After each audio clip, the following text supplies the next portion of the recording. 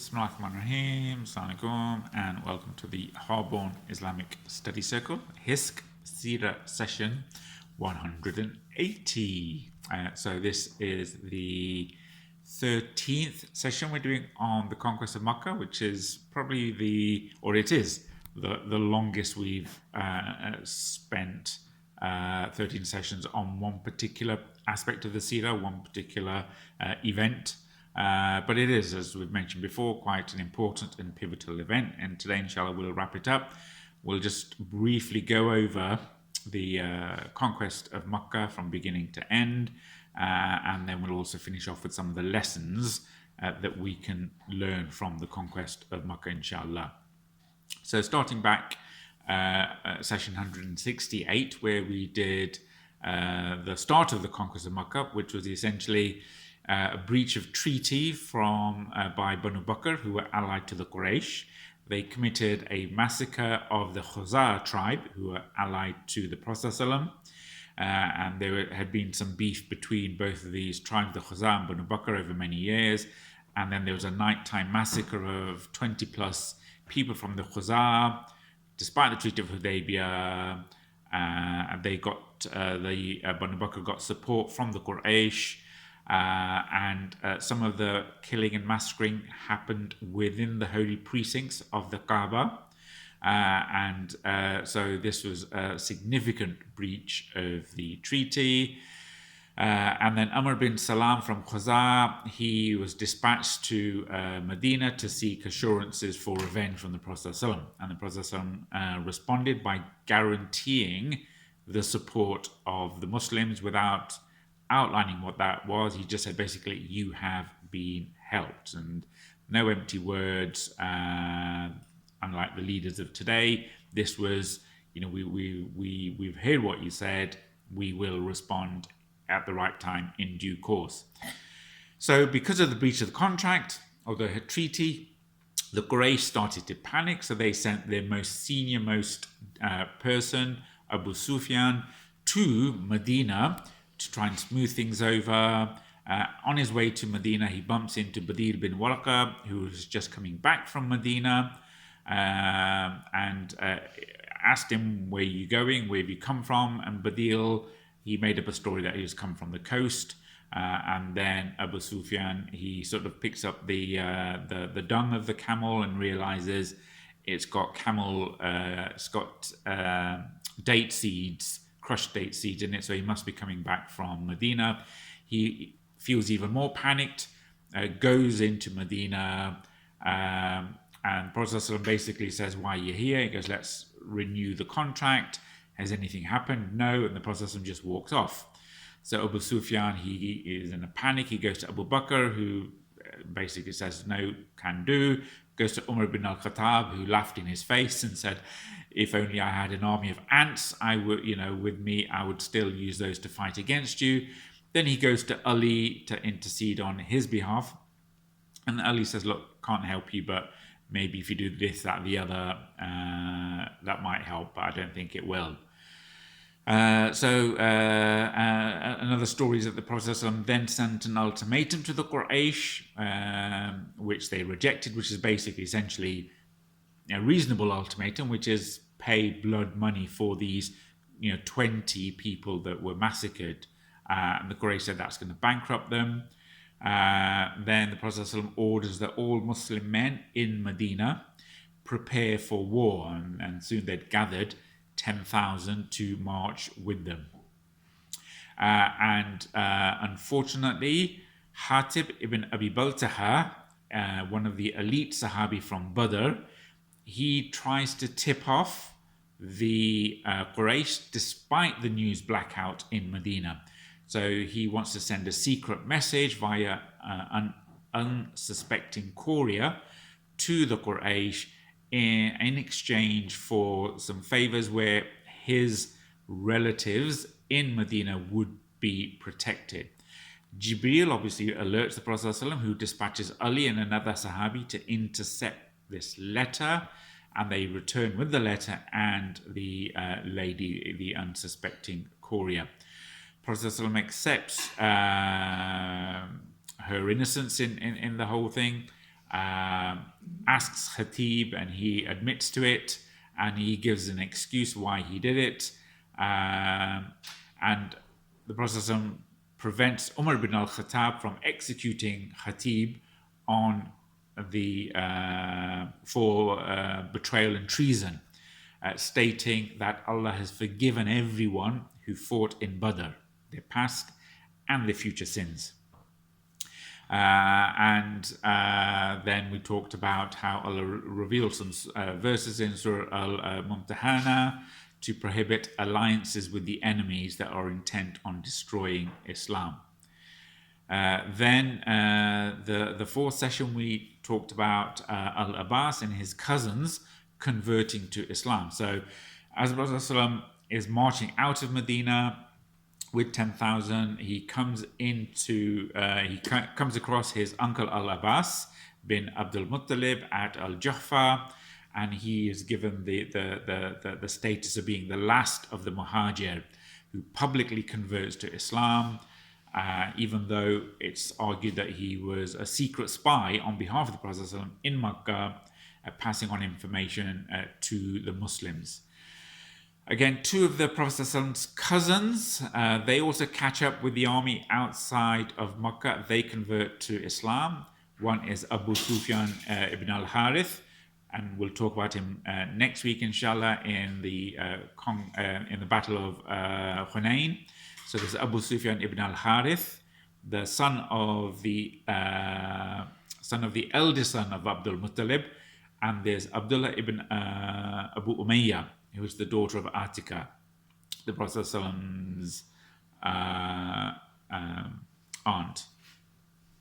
So the Prophet initially refuses to see both of these, Abu Sufyan and Abdullah ibn Abu Umayyah, and then they send a plea via Salama, and then Abu Sufyan starts shouting outside the tent in his granted audience, does a long verse poem, and his Islam is accepted. Then we talked about how Abu Sufyan, he's out sort of scouting because he knows something's gonna happen. But the 10,000 Muslim army, they march towards Mar al-Zahran, and as they're marching, the Prophet ﷺ, he encourages the Muslims to eat some of the ripe fruit from the al-Araq plant, and he admits to being a shepherd in his youth, because that type of knowledge would only be for people who would be out, as shepherds in the desert. And we spent some time talking about the virtues of being a shepherd, and these include patience, taking responsibility, protecting the herd, detecting danger, living a simple life, getting closer to Allah, some of these things. Then when the army camps, they're instructed, this is outside Mecca, they're instructed that now they can light their fires. So they were marching in stealth prior to that. And these fires were seen by Abu Sufyan ibn Harb ibn Umayyah, Hakim ibn Hizam, and Budayl bin Warqa. They are then captured and escorted by Al-Abbas to see the Prophet ﷺ. Umar wants to kill Abu Sufyan, but Al-Abbas argues that he's under his protection, and talks about some nationalistic tendencies. If Abu Sufyan was from your tribe, you wouldn't want to kill him. Then Abu Sufyan is given a final chance to believe, and then he believes in Allah. And then he's given a final chance to believe in the prophethood. He hesitates, and then when he's threatened with beheading, he says, "Fine, I'll accept you as the prophet." And then the Prophet he's encouraged by Al-Abbas to give Abu Sufyan some sort of token for his prestige, and he says, "Fine, we're going to conquer the city tomorrow, but anyone who seeks shelter in your house will be safe." So this is the morning of the conquest. After Fajr, the army gets ready. They march past Abu Sufyan, who is placed on a little sort of hillock overseeing the army, and you can see the overwhelming force that is going to descend upon Mecca. and all these Muslims, they're not in ihram, they're in their army gear. So the Prophet demands, so Abu Sufyan goes to Mecca to basically say you need to unconditionally surrender. But he's met with skepticism, disbelief, and people are panicking. What's this all about? You know, you left last night and the enemy of Islam, and now you're telling us to surrender to the Muslims. So there's some banter going on in Mecca at the time. Outside, in the camp of the Muslims, Sa'd bin Ubadah, he takes the flag and he said some over-exuberant stuff. And the Prophet ﷺ chastised him for that and took the flag from him and gave it to someone else. The army is given strict instructions as they're outside ready to pounce in Mecca. Strict instructions not to kill unless they are attacked. And obviously, no civilian casualties, no women, no children, no elderly, all of those sort of stuff goes without saying. Then the army split into three. Khalid bin Walid, he takes one of the flanks and he swiftly crushes the resistance that's a minor resistance that's put up by Ikrimah ibn Abi Jahl and Safwan ibn Umayyah. Az-Zubair, he then sets up a victory tent for the Prophet ﷺ, who then prays and enters Mecca in full humility and humbleness, glorifying Allah, riding to the Kaaba once the city has been secured and made safe, and there's no chance of any hostility. Then, as the Prophet ﷺ is glorifying Allah, going around the Kaaba, circumambulating it on his camel, he's destroying the 130 idols that are outside of the Kaaba. He's reciting the Quran, asks for the keys of the doors of the Kaaba, and then the doors are opened, and then he sees inside some more idols and pictures on the wall, and he asks Umar to clean out the inside of the Kaaba. Then that is done, and he's then addresses the vanquished crowd who are gathered in front by the victorious Muslim army. And the Prophet ﷺ, he then gives his victory speech, which is essentially to mention to the Quraish who had resisted Islam for so many years that Islam is now dominant. That the reason that some of the reasons that the Quraysh resisted was because the message the Prophet ﷺ came with was a threat to their supremacy. It was a threat to the way of life of the Quraysh, to their privilege, to their power, to their wealth. And so the Prophet ﷺ, he wanted to dismantle all of that in his inaugural speech on the doors of the Kaaba. So he thanked Allah subhanahu wa ta'ala, and he cancelled out and dismissed all pre-Islamic Jahiliyyah customs other than the custodianship of the Kaaba and the feeding of the pilgrims. He said these are the only two things from the days of the days of yore that will continue. He reinforced the importance of brotherhood in Islam and the supremacy of taqwa. Right, that it doesn't matter what color you are, what tribe you're from, what family you're from. The only thing that's important in the eyes of Allah is taqwa. And then he asked the people, "What do you think is going to happen to you?" They said, "Look, you're a noble person, son of a noble person. We only expect good."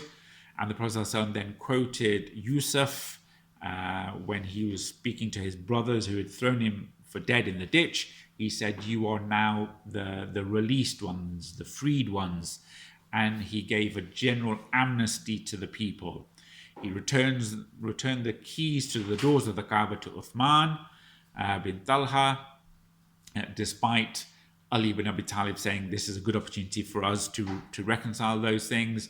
And then we talked about the blacklist of the wanted people, the blacklist of the Quraishi people who were to be killed on sight. And the reason for them being on the blacklist, and there were maybe, less than a dozen of them, is that their vehement blasphemy and anti-Islamic propaganda and cursing of the Prophet and the Muslims, or these were people who were Muslims and had become murtad, apostatized, and left Islam.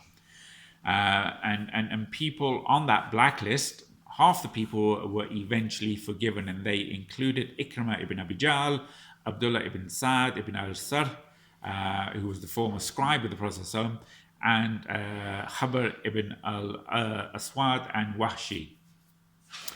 So then we talked about other things which probably happened on the same day of the conquest or the following days. And one of the most famous stories is obviously when Bilal was given the honor to climb on top of the Kaaba and to give the first adhan. And we talked about the conversation between Abu Sufyan ibn Harb and two of his other sort of close noble allies, Itad bin Usayd and al-Harith bin Hisham, who was Abu Jahl's brother, and they said some racist and derogatory stuff against Bilal and the Muslims. And then Abu Sufyan, he just kept quiet, and he said, basically, if I was to say anything, even the stones and the rocks would report on me to the Prophet ﷺ. And the Prophet ﷺ, again, this on the first day, he allowed the Khuza'a to exact their revenge against Banu Bakr on that first day for a few hours until the few hours of Asr until Maghrib. And then after that, fighting and revenge was prohibited. He drew a line under that conflict between Banu Bakr and Khuza'a.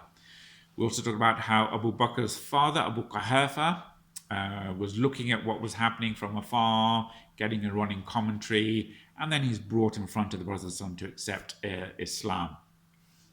And we also talked about Ummi Hani bint Abu Talib giving protection to a couple of her relatives, despite Ali ibn Abi Talib wanting to hunt them down. And because Ummi Hani had given protection, the Prophet said, we give protection to those you have given protection to. And Ummi Hani, she's the one who observed the Prophet praying 8 rak'ah of Salatul Duha on that day.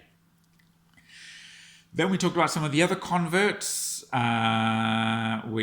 Prophet he's in Mecca, for 19 days. He couldn't stay in his old house, or Khadija's house. He couldn't stay in Abu Talib's house because that had been sold off. So he sets up a tent in a nearby valley. And then he famously said that there is no more hijrah after the conquest of Mecca, abolishing the reward of hijrah fi sabilillah, reward of migration. And then he's on Mount Safa, and he's now asking the women to embrace Islam and to give bayah to him as leader. And it's not just a political bayah, this is a formal bayah and accepting Islam. And then amongst the women there is the wife of Abu Sufyan, Hind bint Utbah. And then she's in full veil to disguise herself, but then she can't help but speak out every time the Prophet ﷺ mentions one of the conditions, which is to accept Allah, forsake idolatry, do not steal, do not commit adultery, do not kill your children. And then each of these things she has something to say, and this causes the Prophet ﷺ to laugh and Umar to laugh as well. And Umar falls on his back, laughing on some of the things that Hind says. Meanwhile, the Ansar notice the Prophet ﷺ is acting differently. He's got a different swagger to him. And they are fearful, and they start spreading rumors that the Prophet ﷺ may now move back to Mecca and abandon them. But the Prophet ﷺ, he gathers them and he reassures them that he is of them, and he forgives them for spreading these rumors due to their insecurity. We then talked about some of the other converts like Sufyan ibn Umayyah ibn Khalaf, who flees Mecca for the coast. He's caught up by his cousin Umayr ibn Wahab, who convinces him to return and shows him the turban of the Prophet ﷺ, as a goodwill token. Safwan later converts after Hunayn, and we'll talk about that inshallah in the next couple of weeks. And then we talked about Suhail ibn Amr, one of the other sort of chieftains, the elder nobility, locks himself in his house, sends his son to beg for forgiveness. And then the Prophet ﷺ grants audience to Suhail, but then tells the Sahabi not to show any visible signs of disdain as Suhail approaches for a public audience with the Prophet ﷺ, who again grants him time to think about Islam. As the Prophet ﷺ is doing tawaf, a young chap called Fudala bin Umair decides to assassinate the Prophet ﷺ because he just can't bear to live under as he sees, the oppression of Islam. And he knows it's a suicide mission because as soon as he pounces on the Prophet ﷺ, he knows he's going to get killed. But he's got this dagger in his hand, and just before striking the Prophet ﷺ with the dagger, as the Prophet ﷺ is doing tawaf, the Prophet ﷺ turns around, looks him in the eye, puts his hand on the chest and said, "Don't be silly, become a Muslim." And that's exactly what happened. We also talked about Abdullah ibn al-Zaabari, who was the official poet of the Quraish. He is the chief propagandist, chief communications officer for the Quraish. He flees to Najran, and then his arch rival, the chief propagandist for the Muslims, the communications officer for the Muslims, Hassan bin Thabit, he writes a scathing poem criticizing Ibn Zabari, who then reconsiders his values and his systems in his life, and he comes back and returns to Mecca and embraces Islam. Then we also talked a couple of weeks ago about how the Prophet ﷺ was consolidating the peace in Mecca. And so he destroyed all vestiges of idolatry within Mecca and surrounding Mecca, and he's embarking upon a mission to win the hearts and minds of the Muslims. So they're told to destroy all the personal idols in their homes, and not to sell them on either, just to destroy them all. And then he dispatches armies to the nearby pagan temples to destroy the publicly worshipped idols like Uzza, Manat and Suwa. Hubal was already destroyed. Khalid bin Walid, he undertakes one of these missions to Banu Jadhimah, and unfortunately, through some miscommunication, he undertakes a mini massacre of some of these people. As they are trying to become Muslim, they say the wrong terminology.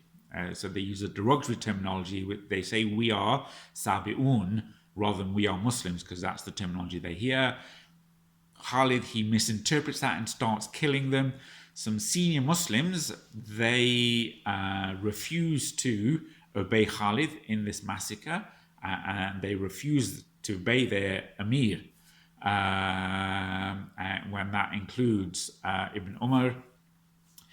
And then the process, and then Khalid curses some of these Sahabi for not listening to him as Amir. The Prophet ﷺ, he hears about this massacre, he absolves himself from the crime, he puts his hands up in front of the Kaaba and says to Allah, "I've nothing to do with this, I wash myself from what Khalid has done." And then when Khalid returns, he criticizes and admonishes Khalid for cursing his Sahabi. And then he dispatches Ali to pay some generous blood money to the people who were massacred. And then we talked about how it was the Treaty of Hudaybiyah a couple of years ago that led to the conquest of Mecca, and set the ground for the conquest of Mecca. And then last week We talked about some of the fiqh issues related to the conquest of Mecca and just sort of bundle them all up together. And some of them include the Prophet ﷺ reinstating the sanctity, the haram of Mecca, restating the fact that Mecca is holy. It is holy ground. It is a sanctified, holy place, prohibiting bloodshed there, and said basically if anyone uses what I did as an excuse, say you can't use that. This was a precedence, which is a unique precedent. So you can't allow the laws of precedence to take account here. So Makkah will forever be a haram, will be a sanctified, holy area. And the Prophet, we also talk about how the Prophet forbade the Muslims from selling alcohol, carcasses, and trade in idols. So the legal principle, if it's haram to use an object and benefit from it, it's haram to sell it on to others. And we talked about how some of the Quraish, they had this materialistic, capitalist almost mentality that, well, if I can't benefit, if I can't worship these idols, I can cut my losses by selling them on to other people. And the Prophet says, no, you can't even do that. We talked about what it is to be a traveler, the definitions of being a traveler, and how the Prophet would pray qasr, prayer, traveler's prayer, whilst he was in Mecca. He would shorten the 4 rak'ah to 2 rak'ah during this time. What is the definition of a traveler, and how you're allowed to break your fast, i.e. not to fast when you are a traveler.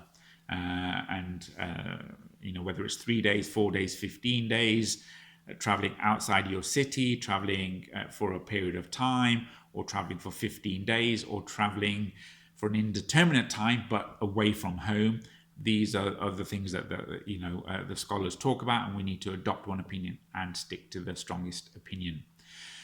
We also talked about Salatul Duha. We mentioned it before. The Prophet ﷺ, he prayed 8, but you're allowed to pray 2, 4, or 6. But obviously, the perfect one is to pray 8 as one of the nafil prayers.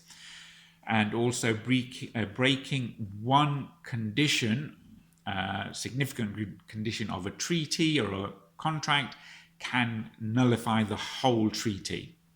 And again, the Prophet ﷺ used the fact that the Allies had broken the treaty and committed the massacre, that Hudaybiyah was then cancelled because of that.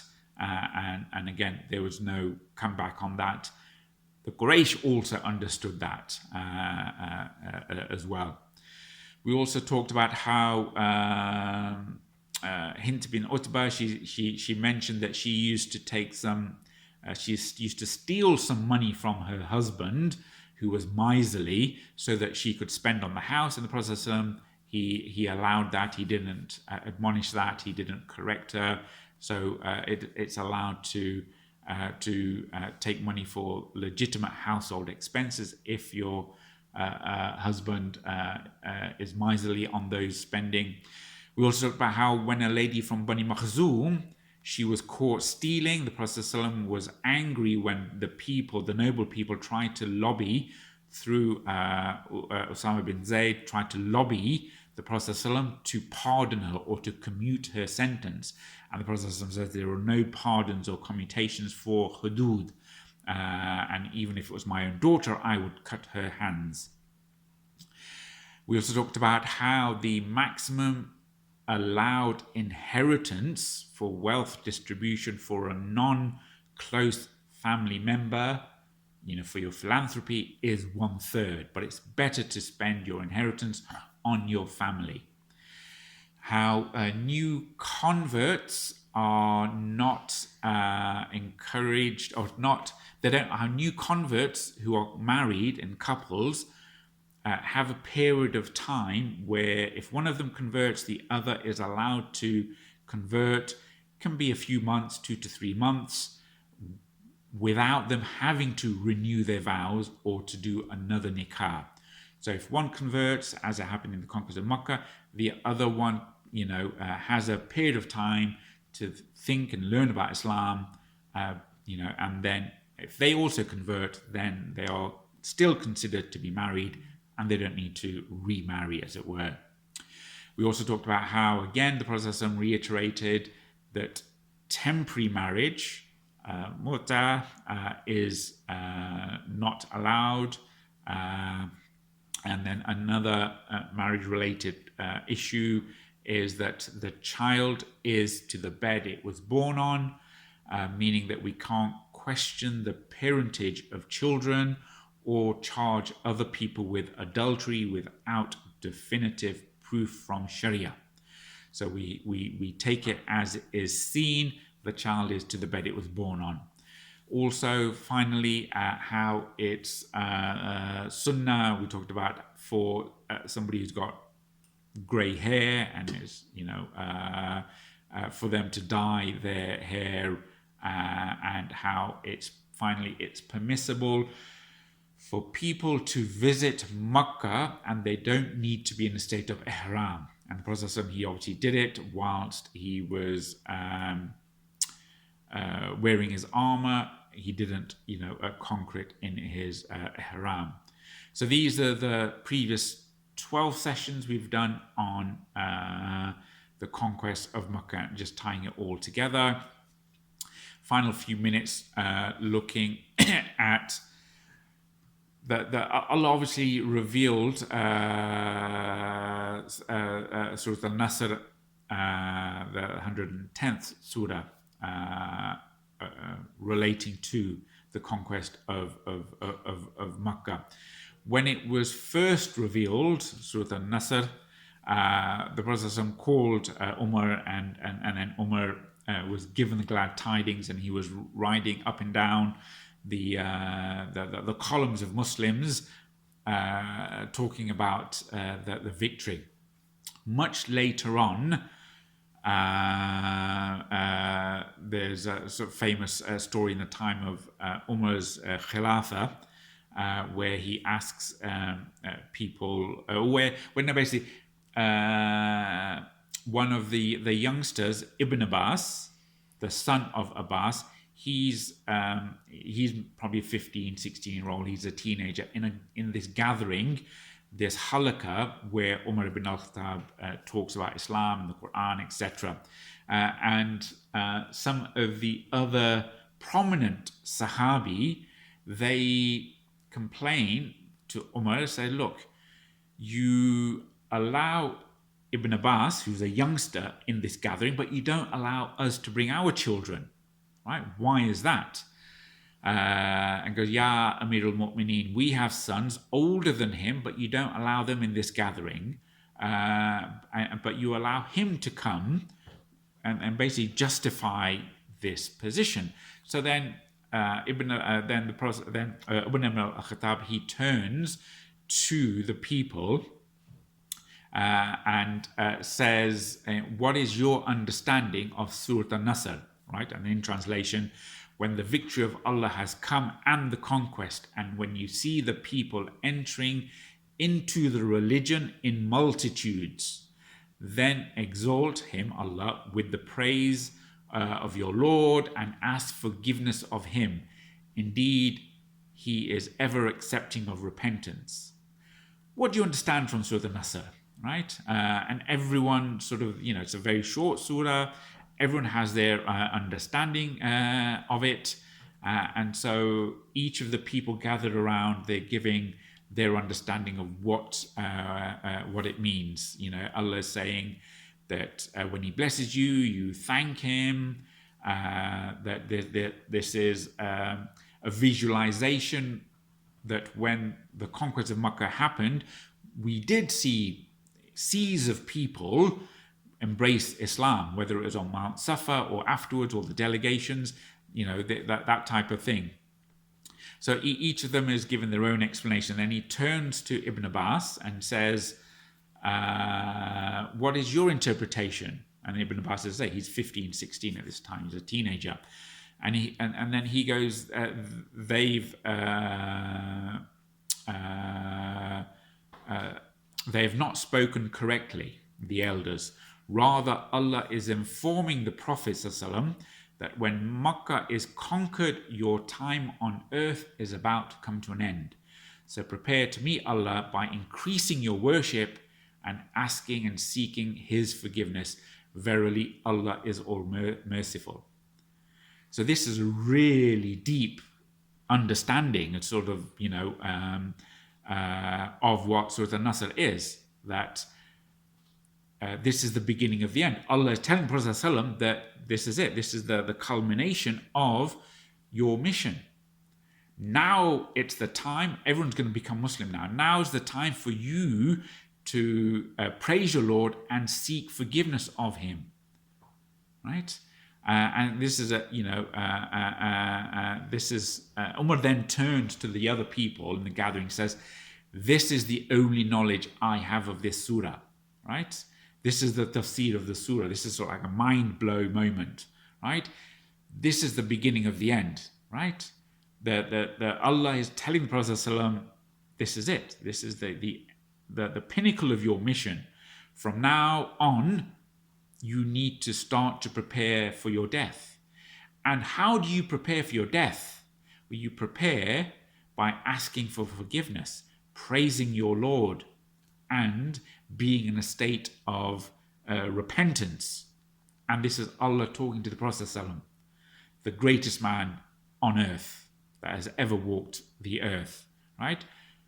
At the peak of your, and this is before the conquest of Mecca, at the peak of your conquest, now is the time for you to turn to your Lord, right?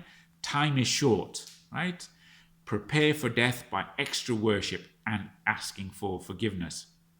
So that sort of little story just just shows the depth of understanding Ibn Abbas had of the Quran, but also how the early Muslims understood, or the senior Muslims, I should say, understood the importance of the conquest of Mecca, that actually this is it now. We've conquered Mecca. This is the beginning of the end. What is there left, right? And again, this is, some of the benefits of the conquest of Mecca is that in the end, victory will be on the side of the truth, on the side of Allah. Allah has decreed that you will always be victorious, right? And these are some of the lessons that we should take. And I'll just go through a list of other lessons and benefits from the conquest of Mecca. Not just that when you are patient and you persevere in the path of Allah, Allah will eventually reward you, right? The Prophet ﷺ obviously was expelled from Mecca, had to flee and seek refuge somewhere else, became a refugee, but then obviously took over Medina. But he came back now and is the conqueror of the capital of Arabia, right? Yes, it was a generally peaceful conquest, but he still came as a conqueror and is now able to spread Islam through the whole of Arabia, the peninsula, right? And obviously we have to suffer in the path of Allah, but then we get the reward from Allah. And we need to stand up and be counted and strive through our dedication and determination. And that is how we will succeed. And the Prophet ﷺ, we know the story. He went through torture, persecution, death of his loved ones and dear ones, not just his family, but also his friends in battle. But in the end, Allah never forgets your obedience to Him, your trials for Him, and the Prophet ﷺ is rewarded with the greatest victory that was unimaginable even a few years before that. The Muslims were in an existential existence, right? That they had a fear of being exterminated, for many years. So some of the other benefits of the conquest of Mecca, obviously looking back in hindsight now with our 2020 vision, that the blessed land, the Arabian Peninsula, that Mecca was, one of the first house of Allah, it was now cleansed of polytheism, of idolatry, and restored to Tawheed, to restored to the worship of Allah. The Prophet ﷺ, did that dramatically by smashing all the idols around the Kaaba and reiterating the verses of the Quran in translation, which basically said, truth has come and falsehood has departed. Indeed, falsehood is ever bound to be obliterated. Okay, so that's one lesson we can learn. Also, we just talked about how Bilal ascended onto the roof of the Kaaba to call the adhan throughout the valleys of Mecca. This is echoing throughout the valley of Mecca, and with it he is symbolically and literally announcing the end of an era of shirk, of mythology, of superstition, and the beginning of enlightenment, beginning of Tawheed in the place where Ibrahim brought his wife and his child. So the conquest of Mecca also it removed the threat that the disbelievers had imposed on the weak of Mecca. So the weak in Mecca who wanted to become Muslims, they were afraid to become Muslims because of the oppression and tyranny of the kuffar there. And so that had now been dismantled, and people were able to embrace Islam because the fear of the Quraysh had now gone. And this would enable the people in Mecca and the surrounding tribes to embrace the religion of Islam without any fear. And again, we talked about how the people were saying, wait to see if Muhammad gains victory over them. Because if he does, he is indeed a true prophet, and then we will follow him. So a lot of tribes were neutral. They were non-aligned because they wanted to see how this fight would unravel. And now, militarily and politically, the Quraysh were destroyed and eliminated, right? And this political and military disassembling of the Quraysh and their old ways allowed the other Arab tribes to become Muslim, because they deferred for their political and religious affairs to the Quraysh, because the Quraysh were custodians of the Kaaba. Now they were able to accept Islam. That was the impact on the non-Muslims. The impact on the Muslims was even more profound, in as far as it increased the iman, the faith of the believers in the promise of Allah, in the promise of their Lord, right? That what was unimaginable could now happen, and it reinforced their faith in Islam. Now the Muslims had the honor of guarding and serving the house of Allah, and it enabled the Muslims, who were seen as lowly, to reach the rank and above the rank of the Quraysh had in custodianship of the Kaaba. And again, like we just mentioned, it shook the very the centers of disbelief, of shirk, of polytheism throughout the Arabian Peninsula, forcing out these other weak tribes to either confront Islam or become Muslims, right? And so soon, within a generation, within a decade or two, the whole of the Arabian Peninsula had submitted to Islamic rule, had become part of the Islamic State. This gave a confidence to the Muslims and the conquering Muslim armies that they could now look outwards. If they were able to conquer Mecca and Taif, as we'll see soon, inshallah next week, they can then have the confidence to conquer Khusro and Caesar, right? To take the Islam to Persia, to the Roman Empire. And it was through the subjugation of Mecca, they had the confidence to go elsewhere. Other final lessons to learn is that the Muslims should exercise forgiveness. For what did the Prophet ﷺ do when he conquered and vanquished the people of Mecca? He forgave them. He was in his right, not just as a conqueror, but the way that he had been treated. He was in a right to, he could have enslaved them, he could have killed them all, but he chose to go high. When they went low, he went high. He forgave them, and that is the more noble attitude that we as Muslims should have. And again, we can learn from that, right? And again, it's a lesson that, that this is the noble attitude that is most befitting of the person who was sent by Allah as a mercy for the whole of mankind, that he takes the high ground and he is able to forgive them. Other final lessons is that Muslims should honor agreements and treaties. As a result of the Quraish not honoring the Treaty of Hudaybiyah, this is what happened. As we talked just now earlier on, Muslims are equal in the eyes of Allah, regardless of race, regardless of tribe, regardless of background. It is our taqwa that elevates us. Bilal was able to climb on the Kaaba in front of the noble Quraysh.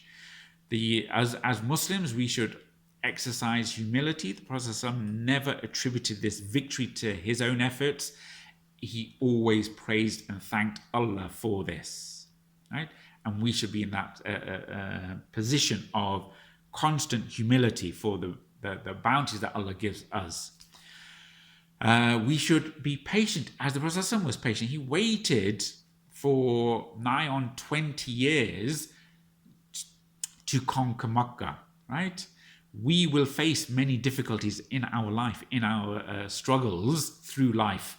We need to constantly move towards the right direction, the straight path, with a trust in Allah. And the trust that Allah will make us successful, right? God has promised us, and those who follow the right path, victory, and we need to firmly believe that, as the Muslims did, as the Prophet ﷺ did. That is a really important lesson for us, and we should also stand firm to defend our faith when our rights are violated, right? Not to give platitudes as leaders do nowadays.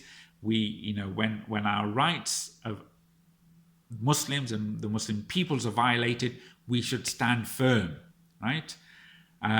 Muslims, we should always avail ourselves when we are called upon on matters concerning Islam. When the Prophet says we have to go and conquer and set up an army, everyone did that, right? Islam, another lesson is Islam should be spread through peaceful means, but we can resort to military means if necessary, right? Although no significant bloodshed was spilled on the battle on the conquest of Mecca, nevertheless, we need to make preparations, the right preparations.